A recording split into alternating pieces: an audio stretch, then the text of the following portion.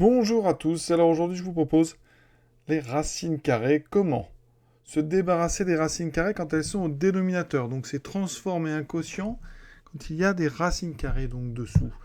On va faire deux types d'exercices. Donc d'abord un vrai quotient, vous voyez hein, ici 2 sur racine de 3 avec une racine carrée dessous et un nombre au-dessus et une racine carrée d'un quotient. C'est-à-dire qu'on va d'abord transformer cette racine carrée en un quotient.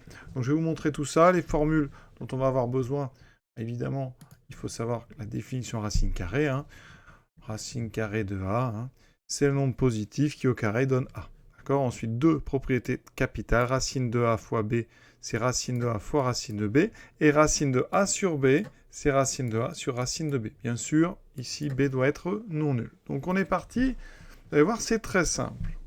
Pourquoi cet exercice est important? Parce que souvent, et vous verrez dans des chapitres divers et variés, on a des racines carrées qui apparaissent dessous. Par exemple, en trigonométrie, souvent va apparaître 1 sur racine carrée de 2. Eh bien, il faut savoir que 1 sur racine carrée de 2, eh bien, c'est aussi racine carrée de 2 sur 2. Il faut comme ça être capable de passer d'une forme à l'autre. Et donc, les formes qu'on va essayer d'obtenir, ce seront toujours, si on peut, ici, avoir sous la racine carrée, ici, un nombre entier.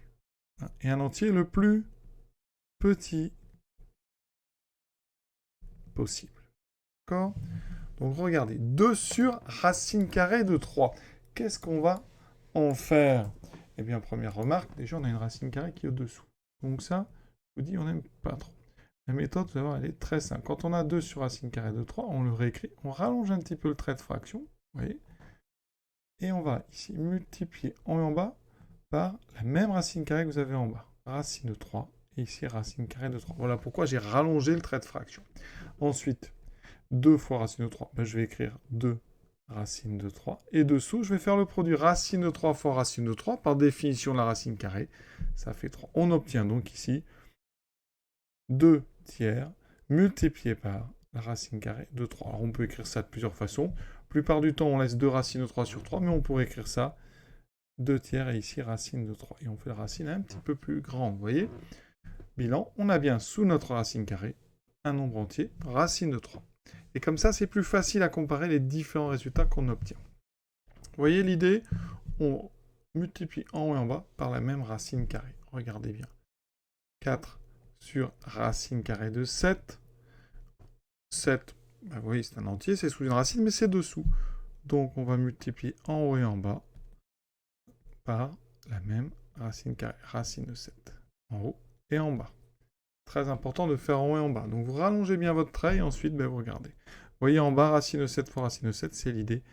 Ça fait 7. Il n'y a plus de racine carrée. Alors évidemment, est apparue une racine carrée en haut, mais ça c'est moins gênant. Pour comparer, vous voyez comme ça, on a 4 racine de 7 sur 7. On n'a plus au dénominateur de racine carrée. Et ceux qui veulent, vous pouvez aussi écrire 4 sur 7 fois racine de 7. Alors cette écriture, on ne l'utilise pas trop. On utilise plutôt 4 sur 7 fois racine de 7, mais c'est à vous de choisir après. L'important, c'est qu'il n'y ait plus au dénominateur, je le répète, de racine carrée. Troisième exemple.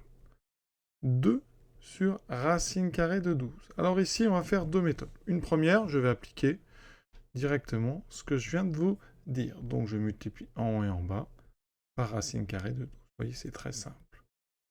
En bas, eh bien, racine de 12 fois racine de 12, ça fait 12. En haut, on a 2 racines carrées de 12. On peut simplifier le 2 et le 12, c'est des facteurs. Donc je vais simplifier par 2, il va me rester racine carrée de 12 sur 6. Et là, il va se passer quelque chose. Normalement, je vous ai dit, il faut sous la racine le nombre entier le plus petit possible. Et là, eh bien, on va utiliser la propriété ici. Racine carrée de 12, eh bien, vous savez que c'est racine carrée de 4 fois 3. Et donc, on va séparer en deux. Racine carrée de 4 fois racine carrée de 4. Et racine carrée de 4, vous savez que c'est 2. Donc, ça fait 2 racines de 3. Autre façon d'expliquer, quand vous avez un facteur carré sous une racine carrée, il peut s'échapper, mais en perdant son carré. Donc ici, on avait 2 au carré, et on retrouve devant un 2. D'accord?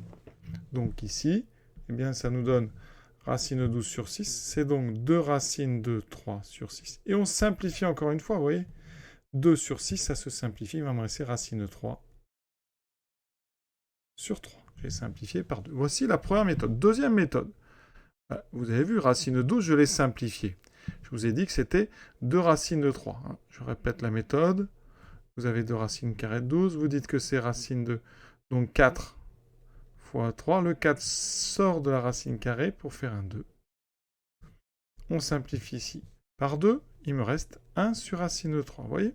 Le problème, c'est que j'ai encore une racine carrée au dénominateur. Donc je vais utiliser la technique que je vous ai apprise, ou que vous connaissiez déjà. Racine de 3 en haut et en bas.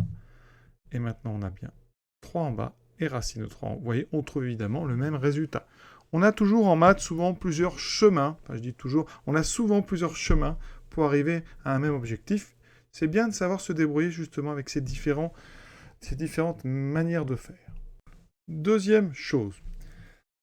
Racine carrée d'un quotient, d'une fraction ici. Alors, on a racine carrée de... Le premier, racine carrée de 7 sur 9. Alors on va, et on a le droit, bien séparer ça en 2 racines carrées. Ça fait racine carrée de 7 sur racine carrée de 9. Et vous voyez qu'ici, c'est intéressant parce que racine carrée de 9, eh bien, c'est 3. On a donc tout de suite une autre expression qui n'a pas au dénominateur de racine carrée. Donc ça, c'est une méthode qui est assez intéressante pour transformer les expressions avec des racines carrées. Vous voyez, j'ai utilisé, vous avez bien compris, le fait que la racine d'un quotient, c'est le quotient des racines. D'accord? Si A, évidemment, si B est différente de 0. On avait la même propriété.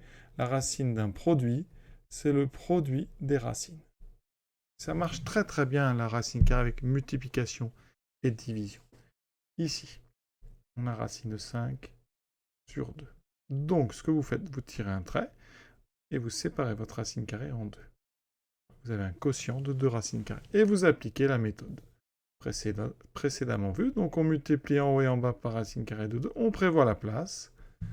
En bas, j'obtiens 2. Et en haut, racine de 5 fois racine de 2. Alors racine carrée de 5 fois racine de 2, eh bien c'est un produit de 2 racines carrées. Donc la propriété qui est ici me dit qu'on peut écrire aussi ça soit fois en racine de 5 fois 2. Et donc ça fait racine de 10 sur 2. Vous avez un nombre entier sous la racine. Dessous, il n'y a plus de racine. Je ne peux pas faire mieux parce que 10, c'est 2 fois 5. Je ne peux pas simplifier plus que ça. On s'arrête à cette étape ici. Oui. Et la troisième, qu'on va faire avec 2 méthodes, racine de 15 sur 12.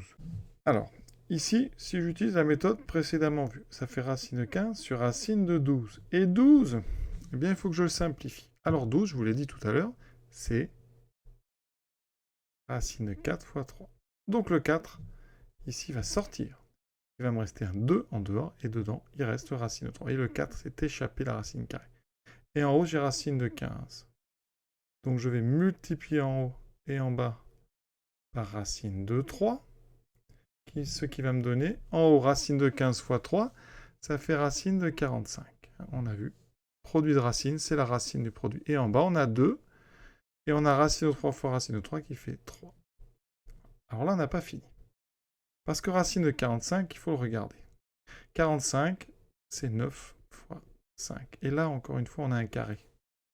Donc, le 9 va sortir de la racine carrée sous forme d'un 3. Vous voyez, c'est compliqué les racines carrées. Il faut bien comprendre tout ça. Et après, 3 sur 6, on simplifie par 2. Par 3, il me reste 2. Donc, ça me fait racine de 5 sur 2. Vous voyez, c'est un peu long. Alors, on aurait pu faire un petit peu plus rapidement, parce que ici, avant de séparer, j'aurais pu regarder, parce que racine de 15 sur 12, je peux simplifier par 3, et ça me fait 5 quarts, vous voyez? Et maintenant, je sépare en 2, ça fait racine de 5 sur racine de 4, et donc ça fait en bas 2, et en haut racine de 5. Vous voyez qu'on est arrivé au même endroit, mais beaucoup plus vite. Donc ça, c'est avec de l'habitude que vous arriverez à faire ça. Donc retenez bien ces deux choses. Quand on veut enlever une racine carrée au dénominateur dans ces quotients, eh bien on multiplie en bas par la racine carrée qui vous gêne. D'accord ? Si c'est une racine d'un quotient, vous séparez en 2 racines carrées avec les propriétés et après vous appliquez la première étape. Je vous souhaite une bonne fin de journée à tous et à bientôt.